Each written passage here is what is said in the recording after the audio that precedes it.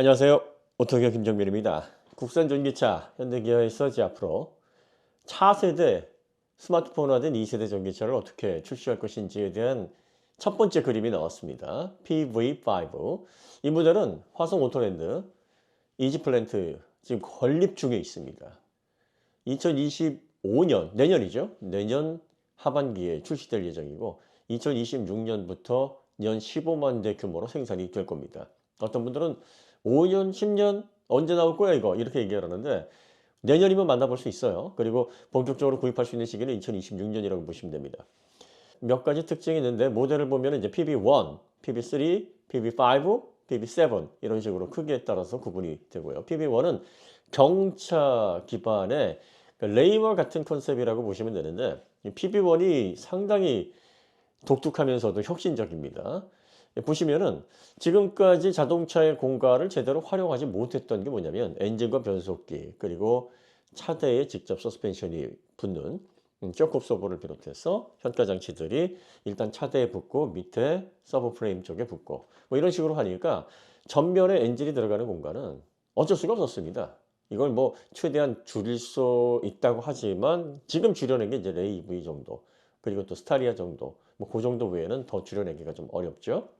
자, 그러다 보니까 소량 다품종 생산하기도 좀 어렵고 획일화된 형태로 출시를 할 수밖에 없어서 이 상용차 관련해서 한번 출시를 하면 막 10년 이상, 10몇 년 정도 한 세대 모델을 유지해야 되기 때문에 이 소비자들의 만족도도 떨어지고 그다음에 공간을 최대한 확보를 해야 되지만 이 파워트레인이 차지하는 그리고 동력 전자장치가 차지하는 범위가 워낙 크니까 아무래도 수송률이 떨어질 수밖에 없는 거죠.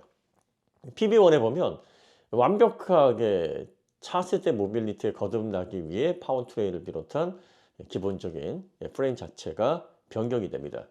자, PB1 구조 설명을 하는 영상을 보고 깜짝 놀랐습니다. 이게 혁신이죠. 정말 이건 대단한 발상입니다. 일단 미래 전기차에서 이렇게 변경이 되어야 된다는 요소가 다 들어 있습니다. 근거리 이동용으로 또 수송용으로 이보다 더 좋은 구조는 아마 전기차에서 찾아보기 어려울 겁니다. 일단 배터리 쪽에 서스펜션이 다 붙습니다. 기존은 스프링과 소크옵서버가 차체에 붙고 아래쪽은 서브 프레임에 구동되는 구조였습니다. 복잡했죠. 공간 낭비가 너무 심했습니다. 자, 엔진과 변속기가 없어지니까 앞부분을 다 활용을 하려면 어떻습니까? 배터리 쪽에 모든 걸 다 빌트인을 해야 됩니다. 지금 이 배터리 쪽에 서스펜션이 다 빌트인이 됨과 동시에 전기 모터도 붙어 있는데 이질 모터는 전기 모터가 바퀴 안에 들어가기 때문에 현가 하질량 문제를 발생시키고 진동, 충격으로부터 내구성을 확보하기가 어려운 문제가 있습니다. 이것도 모터를 밖으로 빼내서 소형 모터지만 4개의 모터로 각각의 바퀴에 토크를 주고 방향을 자유롭게 틀 수 있도록 인일 모터 방식으로 유네일에서 선보였던 기술이죠. 감속기가 일체가 되고 자유롭게 방향을 틀 수 있는 그런 방식으로 해서 좁은 공간을 빠져나가거나 좁은 공간을 들어가거나 복잡한 도심에서 정말 최적화되어 있는 컨셉입니다. 그리고 이런 근거리 수송용은 모터 출력이 강하게 필요하지 않기 때문에 소형 모터로 4개의 바퀴를 제어하는 데도 문제가 없을 것으로 생각이 되기 때문에 매우 적합한 구조라고 볼 수가 있습니다.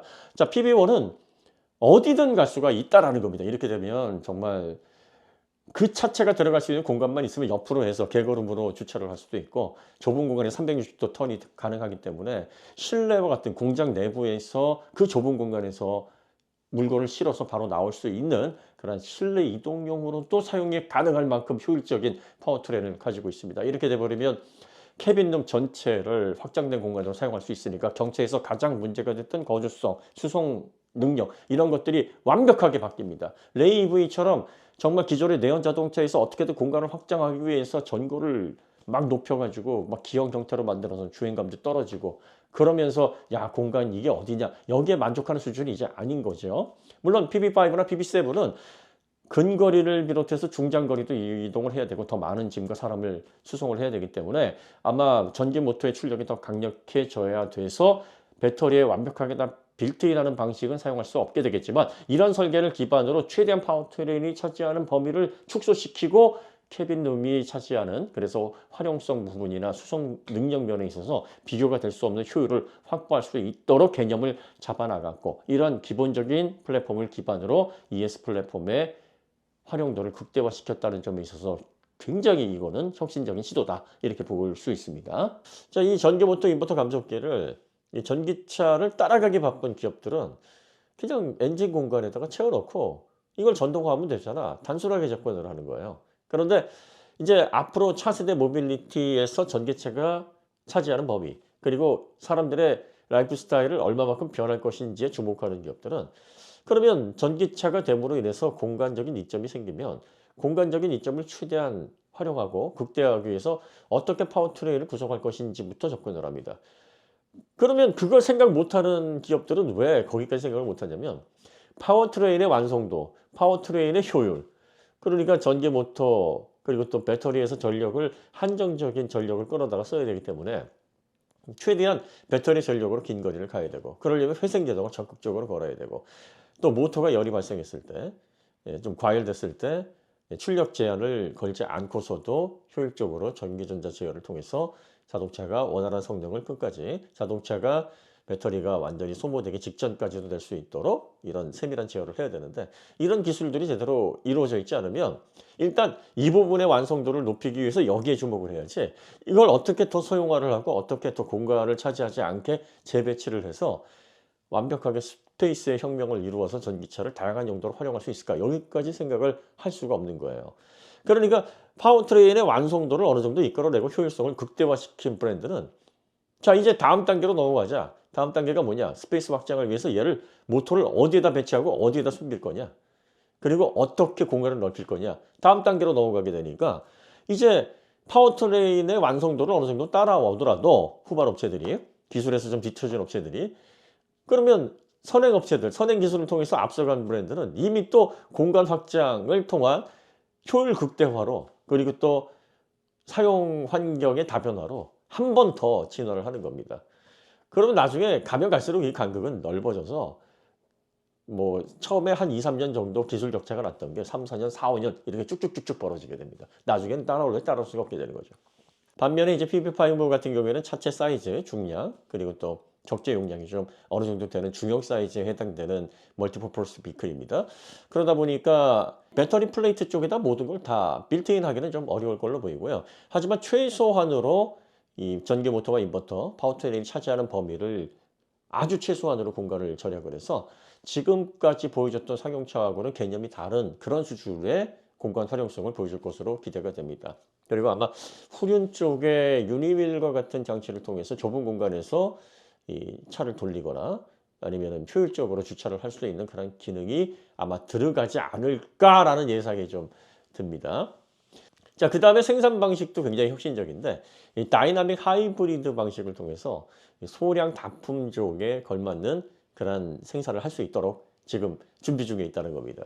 이 다이나믹 하이브리드 뭐냐면, 지금까지는 이제 상용차를 어떤 식으로 만들었냐면 프레임을 만들고 거기다 캐빈을 얹고, 그리고 또 기존의 엔진 변속기, 파워트레인 해서 적당하게 어느 정도 공간 들어가는 부분들 뭐 최소화한다고 하지만 뭐 이런 식으로 해서 지금까지 상용차를 만들어 왔기 때문에 아무래도 상용차를 다양한 형태로 스타리아와 같은 이런 상용차를 다양한 형태로 소량 다품종을 생산한다는 건 사실적으로 좀 불가능한 구조인데, 지금 이 PB5 같은 경우에는 배터리 부분의 파워트레인과 기본 서스펜션 이런 것들 최대한 빌트인을 하고, 그 안에 올라가는 이제 캐빈 같은 경우에는 공간을 최대한 활용할 수 있도록 확장을 할 수 있는 매우 실용적이면서 매우 효율적인, 그러면서 공간 활용을 극대화할 수 있는 구조로 지금 기획이 되고 있습니다.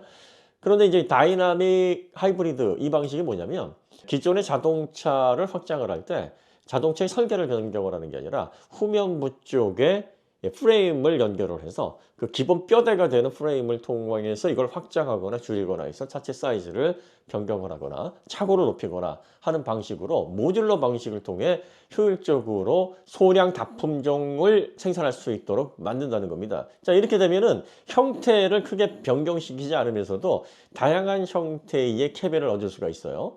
현재도 상용차의 캐빈을 확장하는 방식의 뭐 다양한 공법들이 있는데, 대표적인 게 이제 GFRP를 이용해서 차체를 확장하는 겁니다. 그러면 전고, 전장 뭐 다 확장할 수 있긴 한데, 대표적인 게 이제 뭐 캠핑카 아니면은 뭐 전장을 확장해서 더 많은 짐을 실을 수 있도록 하는 그런 롱길 베이스로 개조를 하는 뭐 이런 방식인데, 이렇게 되면은 자동차가 기본 설계에서 벗어나서 이걸 임의로 확장을 해야 되는 거기 때문에 안전에 굉장히 취약한 문제를 갖추고 있습니다. 충돌 테스트에서 각각의 구조를 다 테스트 완료해서 탑승자나 수화물을 잘 보호할 수 있다라는 그런 확신이 사실은 없게 되는 거죠.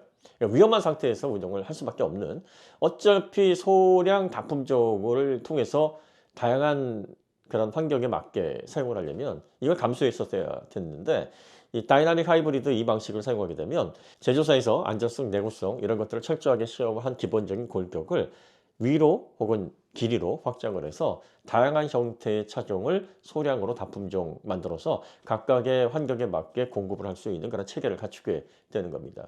그러니까 굉장히 플렉서블하게 지금 전기차가 앞으로 상용차 부분에서도 대응을 할 수가 있다라는 거고, 디자인에 큰 변경 없이 다양한 형태로 얼마든지 이걸 공급할 수가 있게 된다는 얘기입니다.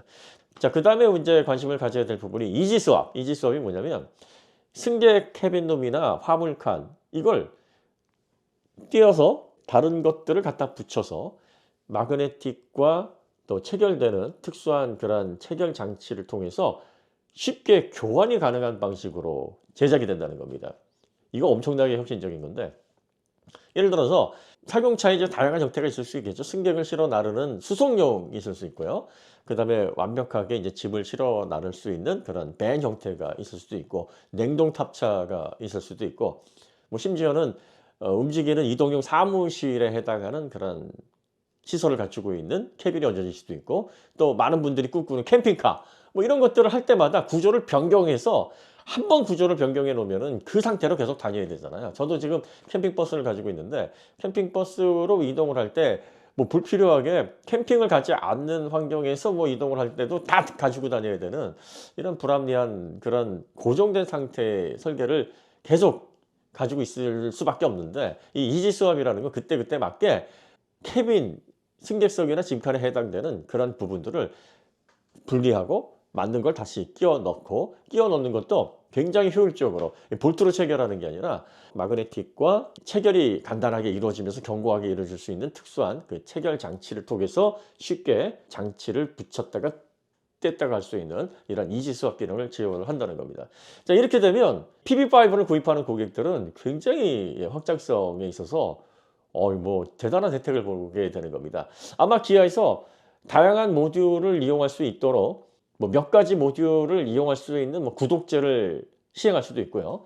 혹은 또 두 가지를 계약을 해서 기아의 뭐 오토큐라든지 뭐 PBV를 취급하는 그런 서비스 센터에 들어가서 모듈을 바꿔서 장착을 한 다음에 사용하고 다시 원래 모듈로 바꾸는 뭐 이런 형태의 서비스를 진행할 것 같은데, 아마 가격을 적당하게 비싸지 않게 해서 제공을 한다 그러면 이 PB5의 수요가 막 엄청나게 폭발하지 않을까 싶은 생각이 들 정도로 혁신적인 구조입니다. 평상시에는 사람들을 수송하는 그런 승합차 형태로 해서 혹은 뭐 가족들이 편안하게 이동을 하는 패밀리카로 이용을 하다가 뭐 사업장에서 사용할 때는 사업장에 맞는 모듈을 바꿔서 끼워서 사용을 하면 되는 거니까, 이렇게 되면 한 대의 차로 여러 대의 차를 보유할 수 있는 그런 효과를 만끽할 수 있게 되는 거죠. 그래서 기아가 아마 이런 부분에 있어서 이 모듈, 이지 스왑을 통해서 교환되는 이 모듈을 어느 정도 저렴한 가격으로 이용할 수 있도록 서비스를 할 것인지, 또 구독을 하게 되면 그 구독료가 얼마나 책정이 될 것인지가 관건이겠습니다만, 어쨌든 지금까지 상용차에서 시도되지 않았던 정말 혁신적인 그런 구조임은 틀림없습니다. 자, 그 다음에 이제 여러분들이 관심을 가져야 될 부분이, 영상을 보시면은 태양광 패널인데 투명하죠? 투명 태양광 패널. 투명 태양광 패널이 지금 많이 개발이 되고 있고 상용화가 돼 있습니다. 실제로는 어디에 상용화가 되어 있냐면, 이제 건설업계 쪽에서는 유리를 투명하게 해서 채광이 들어오면서 이 태양 전지를 통해서 전력을 수급할 수 있는 이러한 장치들이 지금 건설업계에서는 이제 이미 상용화가 되어 있는데, 아직까지 자동차에 도입이 되지 않은 게, 이 투명 태양전지가 아무래도 이제 자동차의 그 좁은 공간에 적용하게 되면 비용 대비 이 전력 공급에 따른 효율이 좀 떨어지기 때문에 아직까지는 좀 더 전력 효율을 높여야 되는 그런 단계에 있습니다만, 지금 이 PB5에 들어가 있는 태양광 전지, 이 전지가 페로브스카이트라는 새로운 방식의 태양 전지입니다. 자, 여러분들 그 태양광 전지가 한 가지 종류만 있다고 생각을 하시는데 현재 태양광 전지는 3세대로 구분이 됩니다. 1세대가 실리콘 태양 전지예요. 가장 폭넓고 흔하게 사용되는 거죠. 그다음에 2세대가 방막 태양 전지. 요게 이제 방막 태양 전지가 필름 형태로 플렉서블하게 해서 태양광 전지라고 보시면 됩니다. 자, 그런데 이제 3세대가 바로 이 PB5에 들어가는 페로브스카이트. 이 페로브스카이트 이름이 좀 복잡하죠. 이름이 좀 어려운데 이게 페로브스카이트라는 물질을 처음 발견을 한 과학자 이름을 따서 그렇습니다. 러시아의 과학자였고 1839년에 이 물질이 발견이 됐어요. 구조는 상당히 간단합니다. ABX3. 여기서 AB는 양이온이고 X는 음이온을 말하는데요. 양이온 두 종류가 각각 하나씩, 음이온은 세 개가 결합한 방식입니다. 일단 실리콘 방식의 태양광 전지 같은 경우에는 폴리실리콘과 인곳을 용광로를 통해 녹이는 과정이 필요하죠. 폴리실리콘은 뭐 여러분 아시다시피 암석이나 모래의 규소 성분을 추출해서 초순도 가공한 물질이잖아요. 인곳은 이런 폴리실리콘을 녹여서 원기둥이나 사각형 모형으로 만들 수 있게 하는 물질인데 이렇게 해서 만들면 어떻습니까? 이게 불투명하고 무거워요. 그리고 제작비도 많이 듭니다. 그러니까 이런 태양광 패널을 이게 자동차에 지급하게 되면 일단 이 채광은 다 포기해야 되는 거죠. 다 가리게 되니까. 그리고 자동차의 이 윗부분의 무게를 증가시키니까 자동차의 거동에도 별로 좋지가 않습니다. 자, 그런데 페로브스카이트 3세대 태양광 전지는 값싼 전구체를 섞어주고 스크린 프린트, 롤투롤 같은 간단한 공정만으로 만들 수가 있습니다. 그리고 페로브스카이트는 용액 상태로도 제작이 가능합니다. 그러니까 필름에 이렇게 바르기만 해도 된다는 거예요. 그래서 실제로 이 페로브스카이트로 이 태양광 전지를 필름에 발라서 이렇게 플렉서블하게 얇게 제작할 경우에 어느 정도 두께가 나오냐면 250에서 300 나노미터. 사실 이 실리콘으로 만든 태양광 전지의 그 두께가 200 마이크로미터 정도입니다. 그게 대략적으로 1000분의 1 두께밖에 안 돼요. 그러니까 매우 가볍고 투명하게 얼마든지 만들 수 있고 낮은 비용으로 플렉서블하게 만들 수 있다. 그런데 이제 이게 상용화를 위해서 지금 개발이 되고 있다라고 제가 들었는데 이걸 지금 PB5에 내년에 2025년 말에 생산되는 PB5에 이걸 적용을 하겠다. 출시되는 모델에 바로 적용이 될 건지 아니면은 한 1, 2년 더 있다가 적용이 될 건지는 모르겠는데 일단 페로브스카이트가 상용화가 아직 완전히 안 된 걸로 알고 있는데 이걸 자동차에 그것도 상용차에 집어넣겠다고 하는 국산 전기차의 폐기 여러분 어떻게 보십니까? 세상을 바꿔 나가고 모빌리티의 혁명을 이끌려면 가장 진보되고 가장 이용할 수 있는 최고 단위의 기술이 적용이 돼야 되는데 지금 상용차 그래서 개인의 아주 기본적인 물류를 비롯해서 수송을 담당하고 있는 이런 기본적인 상용차에 아직까지 자동차는 물론 사실 페로브스카이트는 건설업계 쪽에서도 이게 상용화되면은 상당히 이거 훌륭하겠는데 이거 정말 기대되는데 뭐 이러고 있는 분위기인데 이걸 자동차에 먼저 적용을 하겠다는 겁니다. 엄청난 거예요, 진짜 이거는. 이걸 국산차에서 만약에 이 페로브스카이트가 만약에 들어가게 되면 얇게 발라가지고 투명하게 얼마든지 만들 수가 있는 거기 때문에 여러분들이 채광을 어느 정도 충분히 즐기면서 태양광 전지의 그 효율 그걸 통해서 전력을 추가로 뭐 배터리를 충전하거나 특히 이제 캠핑카와 같은 또 외부 거주시설과 같은 그런 그 용도로서는 이 태양광 패널에서 공급하는 이 전기를 사용을 함으로써 아껴지는 그러면서 이제 주행거리를 더 확보할 수 있는 부분에 있어서 굉장히 중요한 역할을 하는데 이걸 국산 브랜드가 최초로 시도를 하겠다. 그러니까 여러분들이 지금까지 패스트 팔로우로서 따라가기 급급했던 그런 국산차의 모습이 아니고요. 그리고 ES 상용차 플랫폼도 이런 식으로 해서 소량 품종을 통해서 고객에게 다양하게 접근할 수 있고 만족도를 줄 수 있는 그러한 형태의 제작 방식을 비롯해서 최대한 스페이스를 확장을 하고 뭐 휠이 위로 올라가 가지고 조명 역할을 한다든지 그 외에 공간적인 활용을 그리고 다양한 확장 장치들을 타일 방식으로 붙인다. 이 타일 방식 인텔의 14세대 모바일 프로세서에도 이제 타일 영역이 있지 않습니까? SoC 타일, 뭐 컴퓨팅 타일, 그래픽 타일 붙이면 되는데 그럼 확장이 된다. 뭐 이런 개념인데 이걸 똑같이 지금 기아에서 국산 전기차 현대기아에서 파일 방식으로 기능 확장하면 되잖아. 모듈을 갖다 붙이면 되는데. 그러니까 모듈러를 통해서 얼마든지 확장 가능한 모빌리티에 대응할 수 있도록 플렉서블하고 변경 얼마든지 가능할 수 있고 그리고 또 차체 길이, 전고 자유롭게 변경하지만 안정상 문제 없고 브랜드의 아이덴티티를 확고하게 지켜나갈 수 있게 디자인에 큰 변화 없이 정체성 있는 그런 상태에서 고객이 설계 단계에서 믿을 수 있는 그런 방식으로 확장을 해서 필요한 걸 공급을 하고 이지수합 방식으로 얼마든지 필요한 모듈을 다양하게 공급할 수 있으니까 차 한 대를 사면 여러 대를 사는 효과를 얻을 수 있고 PB1 같이 아주 가벼운 작고 효율적인 그런 이동수단은 아예 배터리 쪽에 모든 장치들을 다 빌트인을 해서 위에 올라가는 캐빈 작지만 그 모든 공간들을 다 활용할 수 있는 공간 활용성의 묘미를 또 제공을 하고 자 상용차가 이 정도면 이제 EM 플랫폼, 승용 플랫폼은 또 어떻게 진화가 될까요? EM 플랫폼 역시 기본적으로 모듈러 그리고 플렉서블 이걸 기조로 합니다.